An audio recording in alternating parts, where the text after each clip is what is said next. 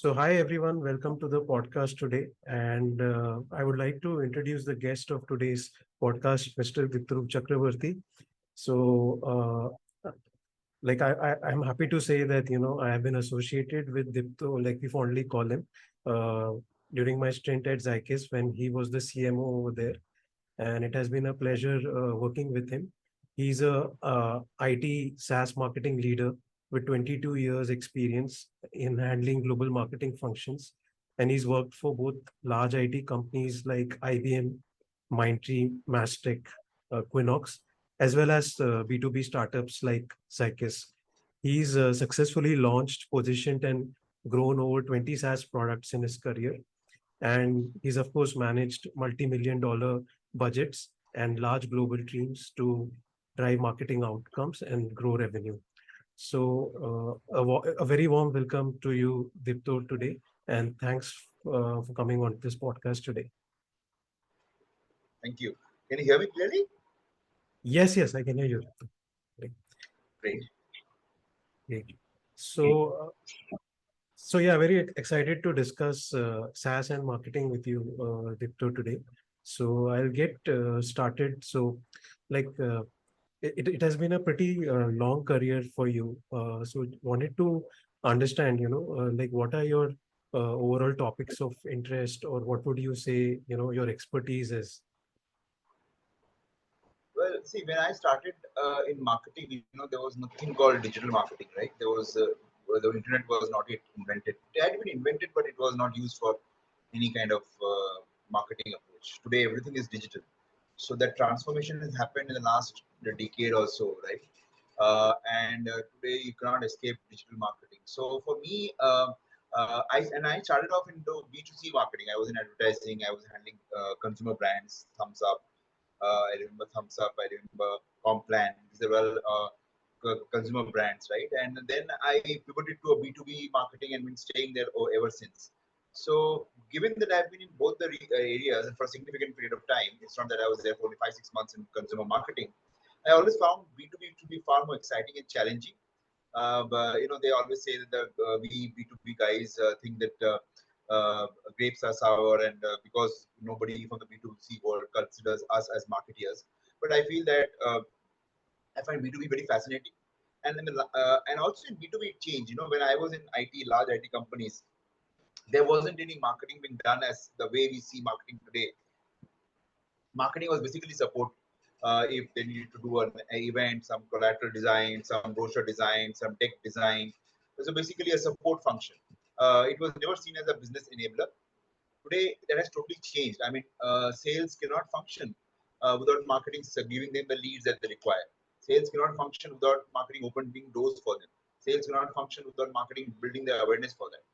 All these aspects really interest me, and I think my area of interest today is in B2B product marketing, B2B products. That is what I feel is my core forte right now.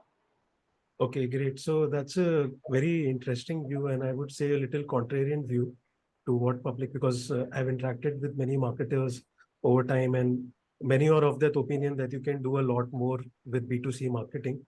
But there has been definitely a steady rise, as you said, in B2B marketing over the years. So would want to understand, like what got you into SaaS marketing? Like, was it intentional on your end, or you noticed something which caught your eye and you found interesting and you decided to pursue it? Yeah, I mean, before I answer that question, I wanted to also perhaps touch a little bit on, B2C versus B2B, this fight. And obviously, see, B2C essentially is pull marketing, right? You pull the customer and make them buy, and you create it's an impulse, emotions. B2B is more rational and all that stuff, right? Nowadays, people say it is human to human and all that stuff, though I don't agree to that. But I feel why B2B is more as exciting. I would not say more, but it is as exciting is because you are end of the day selling something which he can't touch and feel. Okay, which he can experience only after he buys, which he can trust only after he consumes or he uses. So these are something which the B2C does not have to grapple with. I mean, I can say, for example, I want to buy a car. I can go to a showroom and test it out. what can I do? I can just take a demo, but I don't know whether when I buy the software, whether the demo will actually work that the way they showed it to me. Right. So that's why I find B2B to be very more fascinating. In terms of your second question, could you just be a little bit explain that question a bit more, just so that I can elaborate a more on that? Sure, sure. So like I was just curious, like, you said you started with consumer brands and then you got into B2B SaaS marketing. So like, was it intentional on your end, or did something catch your eye and you found Okay, see, interesting? I was not at all intentional. To be very frank, I wanted to get out of advertising. IBM happened, and I got into it, and I stayed there. But from the IT services, the large IT MNC to product marketing was accidental. I was an analyst with Gartner. I was in Vegas for a symposium, and they spoke about cloud computing. Gartner says that they came out with this term called cloud computing. This is the first time I exposed that. I found it interesting, and I started focusing my area of work around that area, right? And cloud computing, as you know, is the mother of SaaS. There Yeah. was software as a service, infrastructure as a service, or platform as a service, right? So SaaS took off early. A platform and infrastructure picked up later on as product clusters on their own later on. So for me, it was okay. It happened, and I got fascinated with it. And the most important thing is that these kind of companies started employing marketeers. Did not need marketeers before. They needed communications guys, they needed content guys, they needed designers, but they did not need marketing guys. Mhm. So what happened was, I, you know, I was with an organization called Mastech, and I joined them as a marketing guy, doing all the marketing support functions normally, right? Mhm. So they pivoted to become a product company. So that point of time, there was nothing they had on product marketing, software Mhm. product marketing. There was no concept only out there. Mhm. So since I was there in marketing, they said, okay, you take it up. You decide Mhm. what you want to do, what you have to do, and all that stuff. Okay. So that's how the journey happened almost 11, 12 years back. So I would say I was part of SaaS right from the day it started, because I heard this term cloud computing in 2008 in Vegas, as I was telling you, and from Right. that on time onwards, I was part of SaaS. But at Right. the market year, it was accidental. It was not a design. It was not okay. I want to get into SaaS marketing. No, it just happened, and then I continued in that journey. Okay. Okay. Great. So Dipto, like your journey spans both MNCs, like large companies, as well as startups. So what would you say, like, like what are your thoughts on like a marketing function within an established company and a startup? Like, what are some differences which you felt working in these two environments? See, I have worked in startups which were very early stage startups, as well as worked with startups which are fairly established. Like, for example, in Zycus, when I joined, there was about 12, 11, 12 people already in marketing, or maybe almost 15 people in marketing, which Right. is a fairly largish team, right? Whereas the other company that I worked for, I was the first person in marketing.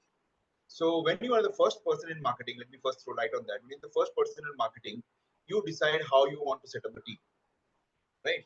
So that's a different challenge in itself. Who comes first and who comes second? How do you say, what role and responsibility do you want to give it? When you have an established company, you see that how do you optimize that function to get maximum buck. So I'll give examples of both. So when I joined Zycus, there was the function was much before you joined. The function was basically top of the funnel marketing, middle of the funnel marketing, and bottom of the funnel marketing, which essentially means typically lead generation, not even demand generation, lead Right. generation function. You do Right. whatever it takes to get more into the pipeline. As the organization matured and it became larger, it realized that it couldn't compete with just a funnel approach. Spray and pray wouldn't work. So Right. we set up the product marketing function. We set up the alliance marketing function. We set up the customer marketing function. We also restructured the digital marketing function Yes. just before you came, where we just had marketing operations as digital marketing. To be very frank, Right. which means we used to give them the ads to the digital marketing function, and they say, look, release it in Google Ads, release it in LinkedIn, whatever you have to do. Right. We did not spend too much money on Google Ads because it was expensive. But later on, we restructured that function into, we have a digital marketing function was broken up into social media marketing, into content marketing, into marketing operations, into account-based marketing. So that's how the journey happened. Now, when I worked in startups, like I worked with a company called L&T NXT, which was the startup under Larsen & Toubro brand. I was the first person in marketing. The first person I thought I would take on board was a product marketing person, because I need to have the product story out there in the market. Later on, I can build the demand generation function over time, or the business development function over time. So it depends which stage of the organization you've joined in. Sometimes you have to fine tune existing structure. Sometimes you have to build from ground up. I always feel that each one has its own challenges and has its own excitement. None is better than the other. Right. So you talked about product marketing when talking about marketing teams, and this product marketing is seems like a unique function to SaaS marketing, and it's a lot. It's talked about a lot. Like if you look at LinkedIn in discussion forums, or even if you look at a lot of job openings which are coming up in SaaS marketing, a lot of them are around product marketing today. And you have been like a pioneer, I can say, of like at least in my career, you are amongst the first person I have heard talking about the product marketing function. So wanted to know like what this function is, and what is its unique role in SaaS marketing today. That's very interesting, and thank you for asking this question. See, even today, most product marketing function is reduced to a content marketing function. So all the content that gets created in a marketing organization is given as a responsibility to the product marketing function. Sometimes analyst relationship also reports to product marketing. Okay. Now, today, if organization is slightly larger, analyst relationship no longer works under product marketing. So for me, first and foremost, product marketing is responsible for product marketing is like the mini CMO of the product. Okay, he should be ideally be responsible for demand generation and not lead generation, mind you. Demand generation, he should be responsible for the messaging and the positioning, competitive positioning of the product. He should be responsible for go to market, which means identifying which channel to use for reaching out to the best, reaching out to that market. He should be responsible for talking to various stakeholders, both external and internal. And I'm talking about a function, not as a person. For example, internal function, he should be the talking to sales, talking to marketing, talking to customer success, and talking to product market management. Getting all their thoughts together and then translating that thought into message into the market.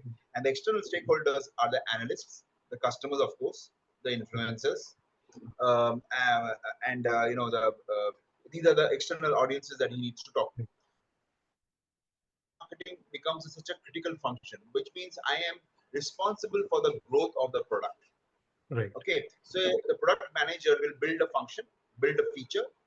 The product marketing guy will translate that into benefit, and then tell the customer, look, how this benefit solves the problem of yours. He will then he tell the marketing guy, the demand generation guy in marketing, saying that, look, this is what the market expects.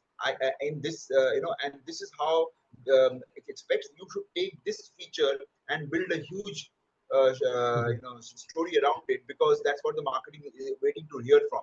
Don't talk about the other features that is there in the market, because this is more important. Instead, it's like this. Supposing a person has come to buy a shirt at a store, and you are showing him a trouser. Will he buy it? No. So the product marketing guy is to tell the marketing guy, that is the demand generation guy, to say that, look, the customer wants to buy a shirt and not a trouser. Right. And accordingly, and the customer is a male and not a female. So accordingly, you will tailor your message, right? According to tailor your channel. For example, if the marketing guy feels that it's a HR tech software, and the HR tech guys do their on certain third-party platforms, it's a product marketer's job to identify it to the demand generation function and let him execute it. So that is how important product marketing is. So he's like the mini CMO of the product. Any product entrusted he's the mini CMO. Not many organizations do that in this country, but I think that's the journey that we have to take. When I started off in product marketing, I want to mention this. In 2017, rather than setting it up, I tried to look out for organizations within India from where I could learn best practices. To my Mhm. surprise, I couldn't find anybody in India doing that at all. In fact, none Mhm. abroad also. So I Mhm. went to something Okay. like pragmatic marketing, which is a product marketing training company, to learn Mhm. about product marketing and learned on the job. Okay. So that's how Okay. my experience was. Okay. And it seems like it is very closely tied to the product, right, which you're trying to market. So definitely, like any product marketer would need to get a lot of knowledge around how the product functions to be able to do a good job. So seems like it's a role very tightly coupled also to what the product is basically. See, any marketer's job is to know the customer, right? But product marketer's job is also know at least 70 to 80% of the product as much Yeah. as the product manager does. I Yeah. don't expect him to know everything about the product. Mhm. I don't expect him to know the technicalities of the product, but definitely in terms of features and benefits and how it is same or different from what the competition is offering, Right. is something the product marketers need to know. Right. If a product as a product marketer, if the product marketing person is not comfortable with the particular product category, he should Mhm. not opt for that product category. If something the product is too technical in nature, like say for example AI platform, okay, or something like that, which is very technical in nature, and he's finding it difficult to understand it, it's better that he moves out to a different product to manage, because then he will not be able to do a good job of it. Right. Right. So, Dipto, you have had a very long and illustrious career now, 22 years. So, is there anything you wish, that you have learned or right now that you might have known when you started your career? This might be helpful to youngsters also. Well, I think I came into digital marketing when it started. So by that time, I kind of already became a team leader or team manager. So obviously, I was not executing digital marketing function, Yeah. digital marketing. So I wish I knew more about the technical aspects of digital marketing, because I wish I knew more about it because I was not hands-on, so I never got that kind of exposure. So I Right. wish for example, in product marketing, I was hands-on, so I Yeah. know a little bit more than what I do. But if you push me into say, okay, launch this Google ad campaign, I will be at Right. sea, because I have not done that in my life. I have managed people who have done that. So when you Right. manage people who have done that, you don't get that hands-on Yeah. exposure to it, right? So I Yeah. wish I knew that part and wish I was trained on that part. That is one thing, and definitely I would love to have exposure to. And the second thing I wish we did was that uh, my experience exposure to and this is important for youngsters, as you said. My exposure to B2B marketing has always been out of India, Okay. US, Europe, and all that stuff, because that's Yeah. where the business came from. Today, Mm. a lot of business is happening out of India. Mm. True. Okay, Yeah. it is as important a region as some of the other regions are. Okay, Yeah. obviously there's Yeah. price and all the stuff, but Yeah. I wish I was had bigger exposure to Indian market Okay. as Yeah. much as I do with the global markets. So that would be another wish of mine. Yeah, those two. Great. Great. Yeah, thanks for sharing that. Apart from that, like one thing, I have seen, and most of the marketers that they face, that there is a sales function, of course, in the company, and traditionally, what has happened is, there are some conflicts which do happen between marketing and sales. Like marketing tells that, I got the relevant leads, but sales have not been effective at converting those, or sales comes back and tells marketing that, maybe you're not getting leads from the target audience. So this conflict I have seen getting magnified in typical SaaS firms. So any thoughts around, like what you have faced, or any ways to handle this kind of conflict, like from the marketing point of view? So, first way to handle this is to understand and accept that this conflict will never completely go away. It will never ever go Mm. away, because Mm. sales is always under the cost, always under pressure to deliver Yeah. numbers, right? Yeah. Um, um, uh, you are living by every quarter. You are surviving in the organization is every quarter, right? Yeah. Or sometimes even every month. So that conflict will never go away. Second is that marketing. Okay, is that conflict, first of all, if you internalize, then marketing will realize that okay, this conflict will no away. So let me reduce the friction rather than remove it. So really, okay. Second way of this is there are two things I will give, two advice I will give. One is always empathize with the sales function, because they want marketing to succeed, because if marketing succeeds, then sales succeeds, which means if you give them better quality leads, if you give them better pipeline, obviously they'll be happy, because they are going to Yes. convert them easier and they'll get more business. If you get more business, marketing gets more money to spend, right? So always remember that sales actually, back of the mind, they want marketing to succeed, unlike the other way around. We Right. always feel that market, they don't want marketing to, everybody can do Yeah. marketing. What are they Yeah. doing? Koi bhi kar sakta Yeah. hai, and all that stuff is always there, right? Right. What is Right. this ad? And I do that also. So that's Right. the second. I think if you understand that, empathize with that, then another job is done. Okay.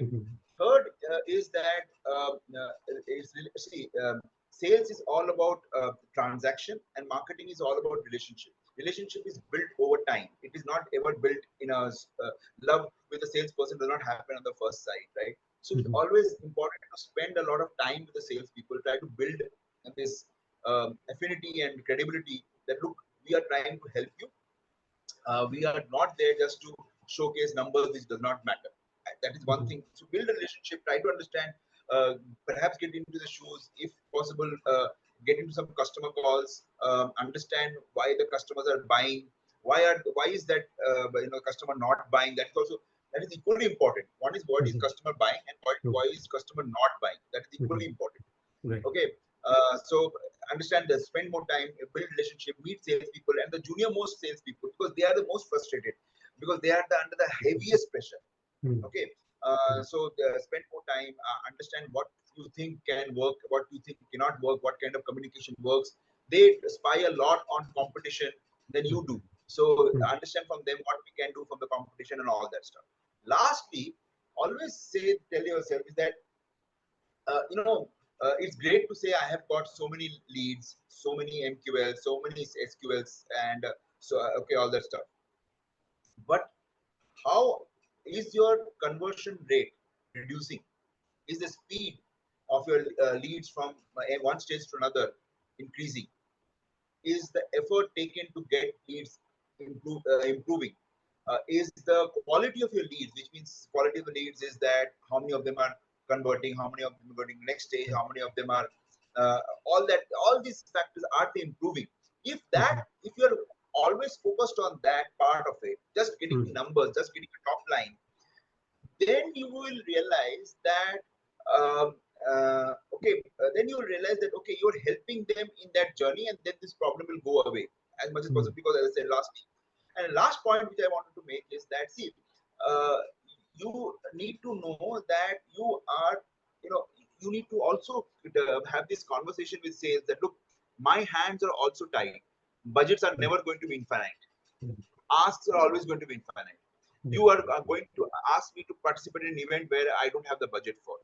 You are going to want to attend the event when the CEO said, no, don't go for it in the meeting. At the same time, if I ever tell them, look, CEOs told me this, CEO told me that, then what are you here for? That will happen. So always try to train them about your function, just like you get trained about their function, so that it becomes symbiotic. But to expect, even there is even between parents and kids there is friction, husband wife there is friction, boyfriend girlfriend there is friction. To expecting sales and marketing not to have any friction is a utopia. It will not happen. Yeah. So living with this fact, I think if you do these 5-6 things, the frictions reduce a lot significantly, and you'll enjoy your job a lot more. And obviously once in a while having a good fight is also good. Yeah. Yeah, that's true. That's a great input, Dipto. Uh, Apart from this, so is there something new, Dipto, which you would like to learn going forward, or some new initiative that you would like to contribute to, like something on Well, your mind? yeah, see, I am associated with B schools, teaching marketing, and I try to teach B2B marketing as many as places as I go. Mhm, And wherever as I go, mostly people are focused towards B2C mhm, marketing. Especially, mhm, I don't get to go to the really top level B schools, but I go to the mid tier B schools most of the time. And over there, the companies which come for recruitment are these banks and all that stuff. which Right. take sales Right. functions, yes, but they come. So they are more interested in, the students are more interested in B2C.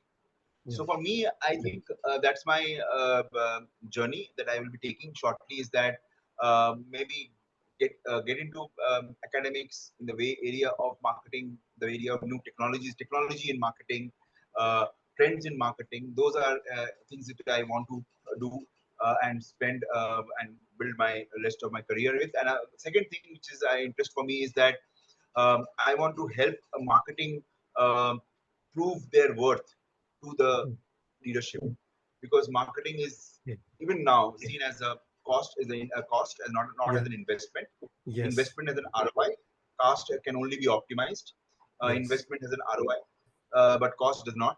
So it is seen as a cost. I want to play the role of showcasing, and I have some ideas on that. Maybe that's not the forum to discuss this, but I Mhm. have some ideas to showcase the power, what marketing can is doing for the organization, what value is it bringing to the organization.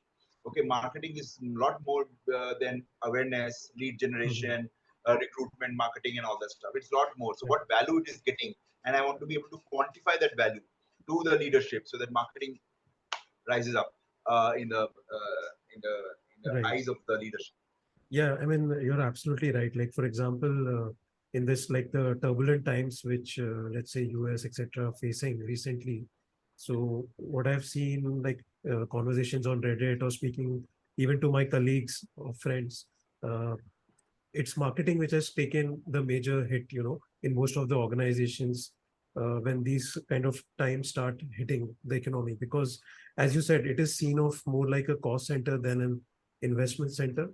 And then when the first cuts happen, they typically happen first to the marketing budget and then even to the marketing resources. So, I mean, that's been the typical feedback. And I think marketing finds it a little difficult to tide over these kind of recessionary or turbulent times mostly. Um, so Yeah, hopefully yeah. that Yes. that also, I mean, if that can also change, it will be great because I mean, we did see in COVID times there were a lot of firms who were able to like take a different point of view or approach to marketing, and ultimately when they came out of COVID, they were able to be positioned significantly better because they invested in marketing in a recessionary time. So I think Yes, yes. Yeah. sure. So, yeah, we'll just coming to the end of this podcast. So, any books, Dipto, like any book that you would recommend, like to be a must read? Not maybe only related to marketing in general, which you feel that people. I would rather say that instead of reading a book on marketing, because theory of marketing is not difficult. But I would, if you are asking me to write, mm, recommend one book, then I would say read B2B Marketing by Bev Sturgis. But I would urge people, for me, read a lot of film scripts and watch a lot of movies, because end of the day, marketing is understanding the audience, understanding the customer, and that behavior tells you that, look, what will work and what will not work. Mhm, So if you understand the world around you, okay, if you know mhm, what the world is going through, and that comes through reading everything, not just a book. Okay, I would not recommend a specific book, but I would say that watch a lot of movies, read everything possible that you come across, and yes, read at least one business newspaper every day. That gives you an idea what is mhm, happening in the world. The movies gives you an idea about how people are by nature, because the movie is a reflection of mhm, us. It only reflects what is there in the society. So that's what I would tell everybody, instead of recommending one book. But if you ask me one book, then I would say ABM is big these days. So mhm. ABM by Bev Sturgis is something, would be Bev Burgess, sorry, would be something we should read. Okay, yeah, yeah, that's a very interesting take about watching movies. I'm sure everybody will take that up. Apart from that, so I think we just at the end. So Dipto, if anybody wants to contact you or reach out to you, what would be a good way? Like, should they DM you on LinkedIn, or how do they reach So out to you? obviously, they can reach out to me on LinkedIn, on Mhm. WhatsApp, and these are the two, or email me, whichever it is. I am very active on LinkedIn. So usually I have uh, networked, I got leads, whatever on LinkedIn a lot. Uh, but I am okay with. I'm also active on WhatsApp. So these are the two preferred mode of communication. Phone call also I'm open to. So there is no. I'm not someone, okay, give please take an appointment or ping me before calling me up or whatever. You can. I'm free to. I'm available whenever they want to. So yeah.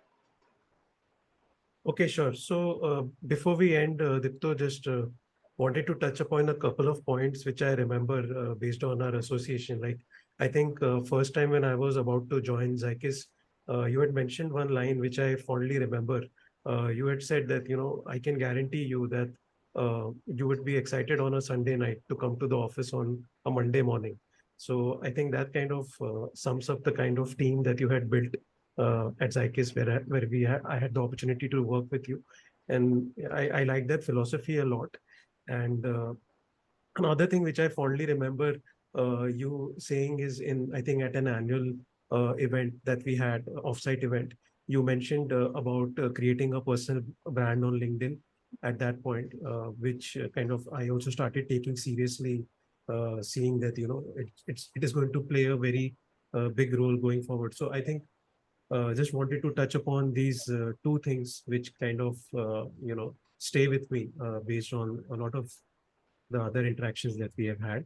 And I would like to thank you for coming on to this podcast today. And I'm sure this is a very insightful conversation which will provide a lot of value to listeners and also to youngsters who might want to get started into the world of SaaS and B2B marketing. So thanks a lot, Dipto, for your valuable insights. Thank you for having me, and it was good talking to you and going back in time and understanding what all you did and what all we did. It was fun also. Yeah.